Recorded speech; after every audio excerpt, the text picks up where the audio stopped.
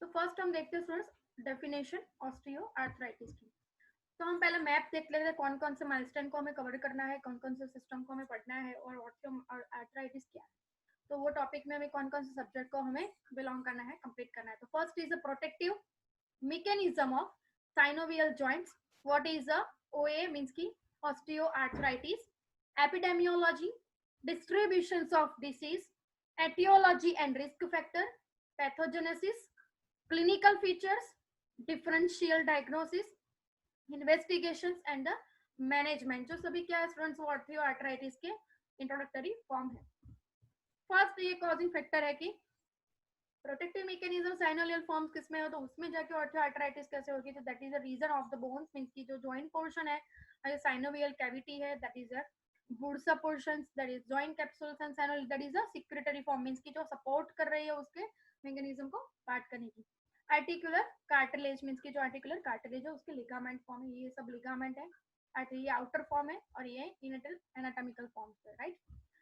What is the osteoarthritis? What is called as osteoarthritis? तो हम definition को follow करते हैं। तो osteoarthritis is a degenerative disease of synovial joints characterized by focal loss of articular hyaline cartilage with the proliferations of new bone and remodeling of the joint contour means की जो osteoarthritis है, जो degenerative disease means को cause कर synovial joint में जो characteristic करा है focal loss of the articular hyaline means की जो हाइलाइन फॉर्म है कार्टिलेज की उसके प्रोलिफरेशन, जो न्यू टाइप ऑफ कोई भी टाइप ऑफ द मींस की जैसे बोलते हैं रेशेस फॉर्म होना, इन्फेक्शंस कॉज होना, राइट, वहां पे स्ट्रेस डेवलप होना, that is the proliferation of the new bones and remodeling of the joint counter.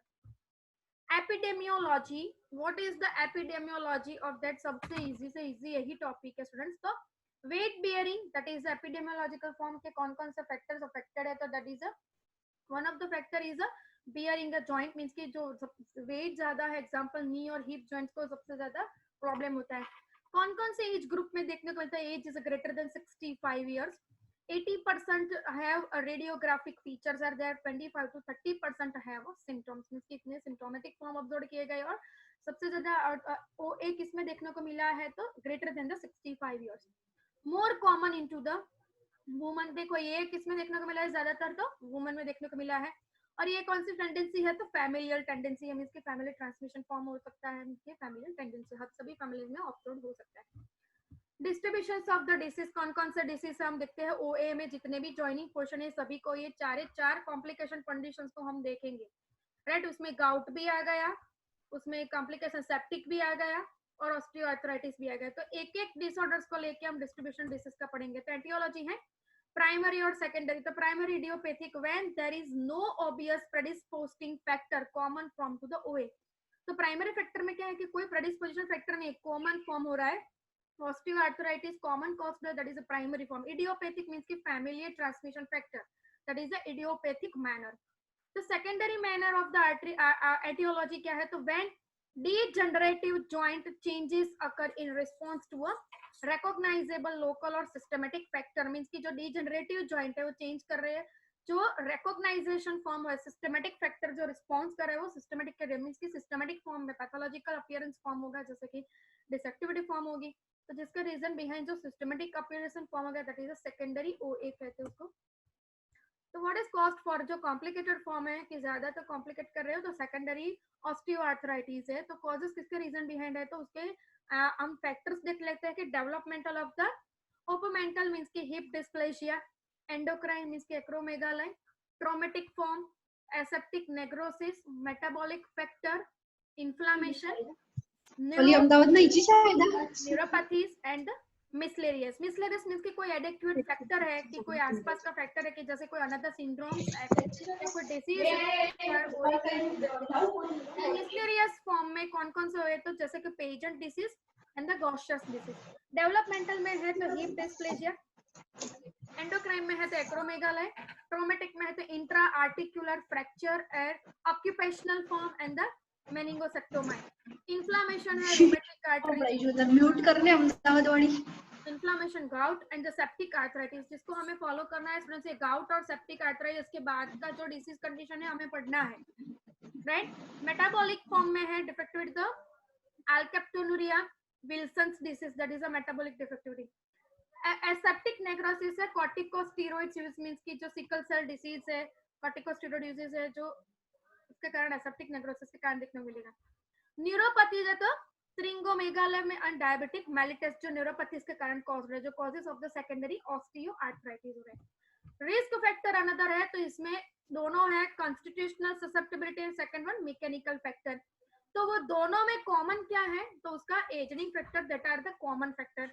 तो फर्स्ट है hereditary, second is a gender और hormonal status, then obesity, high bone mineral density के जो constitutional susceptibility है, और mechanical factor कौन सा है, trauma, joint shape, alignment and usage है ऑक्यूपेशनल एंड द रिक्रेप्शनल्स। जो टाइप्स है फोर टाइप्स दोनों में है, यूसेजेस में है ऑक्यूपेशनल फॉर्म के, कैसे आपका यूसेज, जैसे कि बहुत सारा वर्कलोड है या फिर बैठे बैठे काम करना है, तो यहाँ पे इसका ओबेस फॉर्म के कारण वहाँ पे हैवीनेस के लिए होती है, मींस की ओबेसिटी फॉर्म होती है, तो जिसके कारण ऑक्यूपेशनल और रिक्रेशनल फॉर्म रिस्क फैक्टर बढ़ता है। जैसे नेक्स्ट देखते हैं pathogenesis, most important.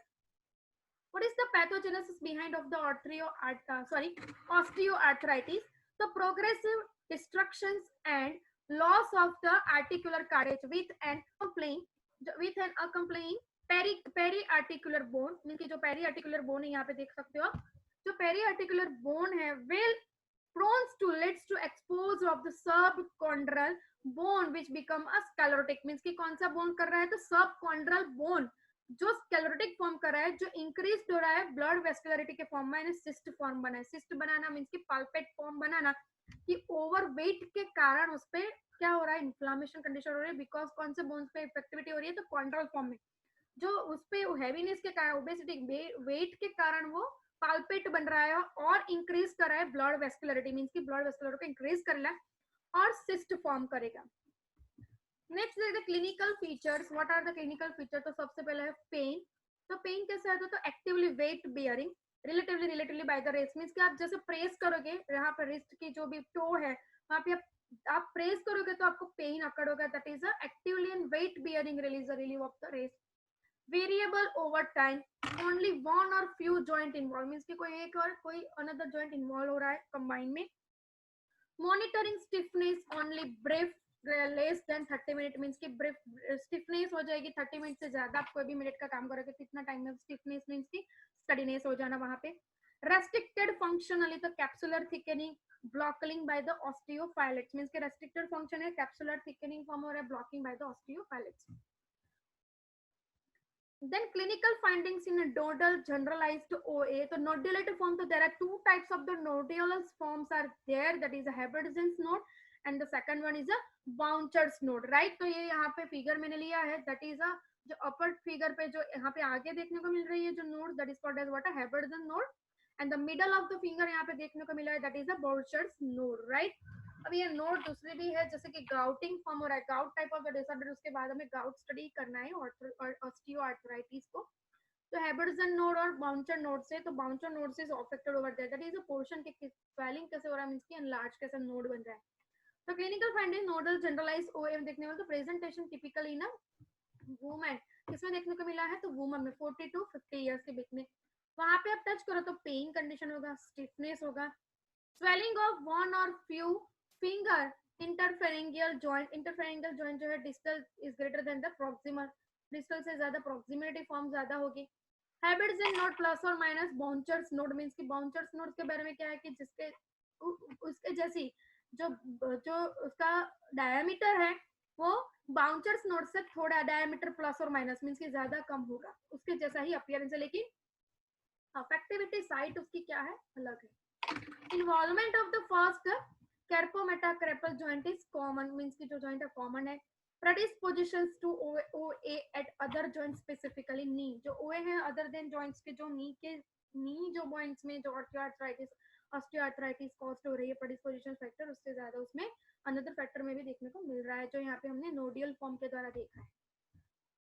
Another clinical findings in knee OA, knee में OA कैसे दिखता, target patellofemoral and the medial tibia femoral compartment of the knee, देख रहे हो सकते हो स्टूडेंट्स के ये ऐसे यहाँ पे स्वेल मींस की अनलार्ज मींस की ये स्पेस बढ़ा रहा है, यहाँ पे जो ओए कंडीशन अकर हुई है तो कंपेरेबल फेमोरल टिबिया पे इफेक्ट हो रही है, टारगेट पेटल ऑफ फेमोरल पे इफेक्ट हो रहा है।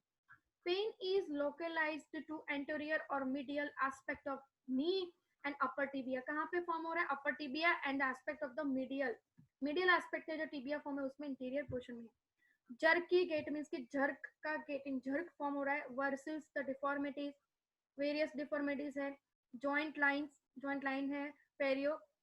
Perioarticular tenderness, weakness and the wasting of the quadriceps muscles, restricted extensions and flexors, restricted और means की flexation and relaxation, that is a position, name, motion. आपने देखा थे language of the anatomy, उसमें देखा था आपने कि extension किसको बोलता है, flexion किसको. इसमें restricted means की problem होता है, stiffness, pain अकड़ होता है, एकदम से नहीं हो सकता. Bony swelling around the joint. Bony means की small, bony means की small और short. तो इसमें यहाँ पे small, तो थोड़ा एरिया वहाँ पे swell हो रहा है. Bony swelling around the joint means कि joint के अराउंड जहाँ पे inflamed form हो रहा है, जहाँ पे उसका effectivity हो रहा है, वहाँ थोड़ा swelling condition देखा. तो किसका रीजन भी है ना, OA के रीजन भी है.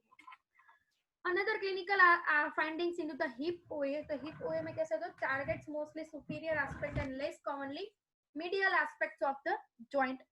Pain is maximally deep into the growing area. Growing area means कि जहाँ से वो bind हो रहा है. जैसे कि ये आप देख रहे हो कि यहाँ से bone, इसमें joint bone है, hip bone है, उसमें bind है, तो वहाँ पे डीप पेन अक्कड़ होता है बहुत ज्यादा उठने बैठने से. जब भी टाइप ऑफ तो वो बोन का मूवमेंट होता है, वो जॉइंट का मूवमेंट होता है, तो पेन अक्कड़ होता है.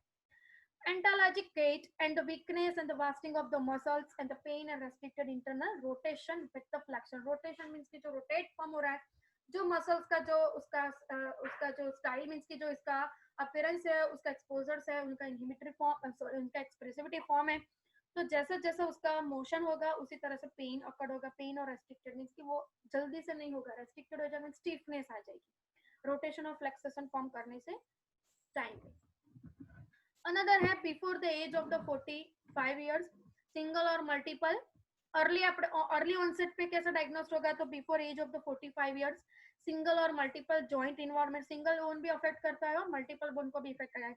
Typical signs and symptoms of the ओए. टिपिकल साइंस एंड की जो टिपिकल किसको बोलते हैं कि जो उसकी स्पेसिफिक उसका सिंबल है. जैसे कि आर्थराइटिस कॉज हुआ था तो उसका सिंबल अलग है.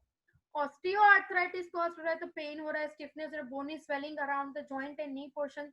तो ये सब उसका क्या stiffness, restricted from the flexion extension form, तो वो सब उसका एक common typical signs and symptoms बोलते हैं students. Okay, please be remember students. Clinical features in eroding OA. Eroding ओए मींस के फिंगर को देखो तो फिंगर की नोडुलर फॉर्म के कारण जो फ्लेक्स और स्प्रेड होनी चाहिए प्रॉपर से, वो एलोंगेट फॉर्म नहीं होगी.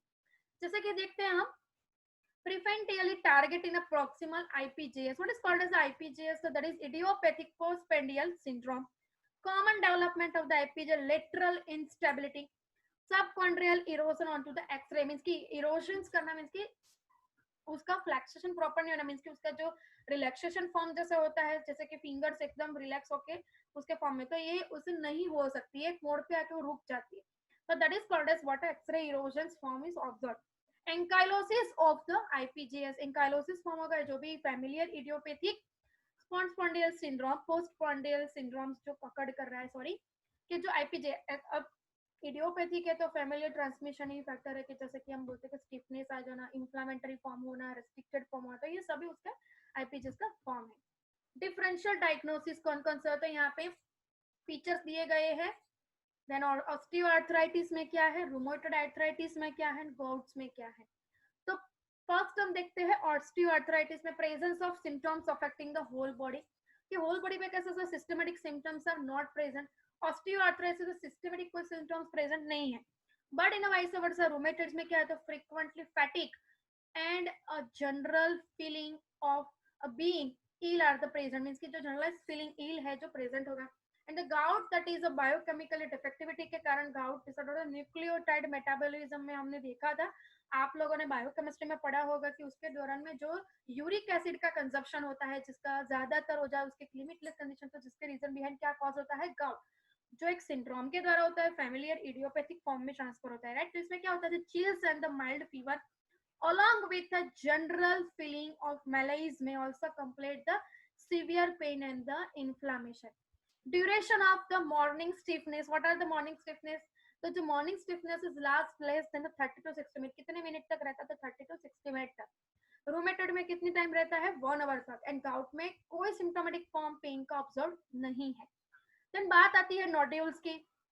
तो नोड्यूल्स ऑस्टियोआर्थराइटिस में दो तरह के नोड्यूल्स देखने को मिलते हैं, जो अभी अभी देखा, Bouchard's nodules and Heberden's nodules. Rheumatoid arthritis में कैसे है, तो उसमें एब्सेंट है, Heberden's nodules are absent, means बॉन्डल्स बाउंचर्स जो नोड्यूल्स है वो प्रेजेंट है, लेकिन Heberden's nodules are not present. Gout में कोई ऐसा कंडीशन अकर नहीं होता। पेन विद द मूवमेंट, तो movement increase by the pain, means कि जैसे कि वो जो मूवमेंट का जो भी बोन्स है उसकी मूवमेंट जब होगी तब वो उसमें मूवमेंट के टाइम पेन अक्कड़ होगा। And movement decrease the pain, यहाँ पे मूवमेंट जब नहीं होगी तो पेन डिक्रीज होगा, और गाउट में ऐसा कोई ऑब्जर्वेशन देखा गया नहीं है। एज ऑफ द ऑनसेट क्या है, तो most commonly occur in individuals over the age of the 50 and usually over the 22 of the age, means usually is 20 to 40% is occurred into the over than 50%, 50 age, more than 58. Gout occur usually 35 years of the age in men and after the menopause into the female, कि जो gout positions बन रही है 35 as ऊपर हो और main, और menopause के बाद फीमेल में अकर होने को मिलती है। Then what are the lab finding, तो RA factor and anti-cap antibody negative normally CR and the C reactive protein, that is a lab आपको नहीं समझना है, but just for your understanding के लिए मेडिकल मैनेजमेंट मैंने यहाँ पे लिखा है स्टूडेंट। RA फैक्टर रिस्क जो फैक्टर है जो anti cap antibody positive in ESR and C reactive protein elevated. Gout में है जॉइंट फ्लूइड माइक्रोस्कोपीज डायग्नोसिस में इसमें देखने को मिला है। इन्वेस्टिगेशंस आप देखते हैं तो ब्लड टेस्ट मींस की फुल ब्लड काउंट, मींस के होल ब्लड काउंट, CBC करवाना है, ECR is normal and the CRP is normal, but rheumatoid factor is a negative, so that is normal factor. Synovial fluid analysis में आएगा viscous with low turbidity, then CPPD calcium pyrophosphate dihydrate and the calcium phosphatase में synovial fluid में analysis में देखने मिला। What are the management? What are the medical management? तो non pharmacology therapy, then pharmacotherapy and surgical intervention. Three therapies are occurred into that portion, that is a pharmacal, non-pharmacal and surgical. So first है non-pharmacal therapy, तो full explanation of the conditions why the patients educate, हमें patient को educate करना है कि आपको कौन सा problem create हुआ है, तो उसमें कौन कौन सा factor है, कैसे उनको आपको guide करना है। तो first है properly positions and support your neck and back while sitting or तो sleeping, तो आपको एक positions के जैसे कि supine positions है, prone positions है, whatever XYZ जो positions neck की है, back की है, जहाँ sitting में आपको कौन सा, sleeping में क्या आपको purposefully positions maintain करनी है वो आपको समझना है। Adjust furniture such as a raise a chair और द टॉयलेट सीट, मींस की आपको वहां पे बहुत बैंड नहीं करना है, क्योंकि रोमेटॉइड आर्थराइटिस में कैसे जैसे जैसे उसका मूवमेंट बढ़ेगा ऐसे ऐसे पेन बढ़ेगा, तो उसी तरह से हमें ऐसा फर्नीचर डेवलप करना है कि पूरा वो नी बेंड ना हो, तो उसी तरह से हमें उसका उस तरह से हमें मैनेजमेंट करना है, जैसे कि raise the chair and the toilet seat. Avoid repeated motions of the joint, especially frequent bending, means कि जो repeated motions अगर joint का होता है तो इस पर frequent bending जितना हो सके कितना बहुत कम करना है because of the affected region. Loss weight if you are overweight or obese, means कि weight को कम करना है, अगर ज्यादा obese है limitless से तो उसको weight कम करने की जरूरत है, उसको प्रिस्क्राइब करना बहुत जरूरी है थेरापेटिक फॉर्म में। लाइफस्टाइल चेंजेस में बहुत जरूरी है, उसमें उनको वेट लॉस कम करना जरूरी है। रिड्यूस द पेन, वो क्या आपको हेल्प करेगा, तो which can reduce pain and slow the progression of the OA, कि जो पेन जो है वो कम होगा, और दूसरा क्या है, प्रोग्रेशन ऑफ द ओएस का स्लो डाउन हो जाएगा, जो कम होता जाएगा। Exercise each day, every day आपको एक्सरसाइज करनी है। बिल्ड अ कॉन्फिडेंस, आपको क्या डेवलप करना है, कॉन्फिडेंस, बिकॉज जो मूवमेंट जॉइंट की मूवमेंट ऐसी होती है कि जो हमें बहुत बार करनी पड़ती है, अगर उसमें कॉन्फिडेंट फॉर्म नहीं होगा तो मेंटली डिस्ट्रेस हो जाएगा, तो उसको बिल्डअप ऑफ द कॉन्फिडेंस, तो ये सब नॉन फार्माकोलॉजिकल थेरेपी है। अब आगे देखते हैं, एक्सरसाइज में है aerobic condition, muscular strengthening and exercise, ये सभी नी बेंडिंग की एक्सरसाइज करनी है। Reduce the adverse mechanical factor, जैसे कि weight loss, pacing activity and the appropriate footwear, proper footwear पहनना है, ज्यादा मीन्स की हिल पोर्शन वाले फुटवेयर नहीं, फ्लैट फुट पहना, या फिर ऐसे स्पेसिफिक काइंड ऑफ बने हुए जो स्पॉट शूज है वो हमें पहनने चाहिए, बिकॉज पूरा बॉडी का कंट्रोलिंग पैर पे होता है, तो दैट इज द रीजन वो उसको कंट्रोल करता है पूरा, वो बाइफर करके करने से वो वेट को वो बिल्ड करने में, मीन्स कि उसको वेट लिफ्ट करने में उसको जर्नलाइज्ड हो जाएगा और उसको लिफ्ट करने में हेल्प करेगा। तो उसी डायग्राम का हाई हील्स पहननी नहीं है, तो कंप्लीटली फ्लोटर्स भी नहीं पहने, लेकिन थोड़े एज वाले फ्लोटर्स पहने और स्पेसिफिक काइंड ऑफ है तो सिर्फ हमें स्पॉट शूज अप्लाई करना है। फार्माकोथेरापी, व्हाट आर द फार्माकोथेरापी? तो फार्माको आप फार्माक पोर्शन में पढ़ेंगे स्टूडेंट, तो भी मैंने एक पीपीटी लिया है आपको यहाँ। तो paracetamols means initial drug of the choice orally 1 gram 6 to 8 hours, then weakening periods of the occasionally required, example dihydrocodone. NSAIDs means indications are naked oral ibuprofen, typical example capsaicin 0.025% cream के साथ apply करना है। हाइल्यूरिक infection अगर है तो infection for 3 to 5 weeks, pain relief for the several months and intra articular corticosteroid injections कितने लेने हैं? 3 to 5 weeks पर डे। सर्जिकल ट्रीटमेंट, तो सर्जिकल ट्रीटमेंट हम मैनेजमेंट देते हैं should be consider for those who do not give response to pharmacotherapy. पहले non pharmacological therapy apply किया तो अफेक्टेड हो गया तो फार्माकोलॉजिकल अप्लाई करने की जरूरत नहीं होगी। फार्माकोलॉजिकल थेरेप्यूटिक पोर्शन अगर अकर नहीं करिए तो फिर हमें सर्जरी पोर्शन पे जाना पड़ेगा। तो सर्जरी पोर्शन में कौन सा है? तो osteotomy joint replacement and total joint replacement जो सर्जिकल ट्रीटमेंट में अकर होगा। राइट स्टूडेंट्स, ये अगर सर्जिकल पोर्शन यहाँ पे हमें नहीं पढ़ना है, यहाँ सिर्फ हमें अंडरस्टैंड करना है कि ऑस्टियोमाई क्या है, जॉइंट रिप्लेसमेंट क्या है, टोटल जॉइंट रिप्लेसमेंट क्या है। जब आप मास्टर्स करोगे आगे तब आपको सर्जरी पोर्शन में पढ़ाई जाएगा, या फिर in your third year you will be studied the surgery. Okay students, next topic हम स्टार्ट कर रहे हैं। यहाँ हमारा ऑस्टियोआर्थराइटिस कंप्लीट हो गया है स्टूडेंट्स।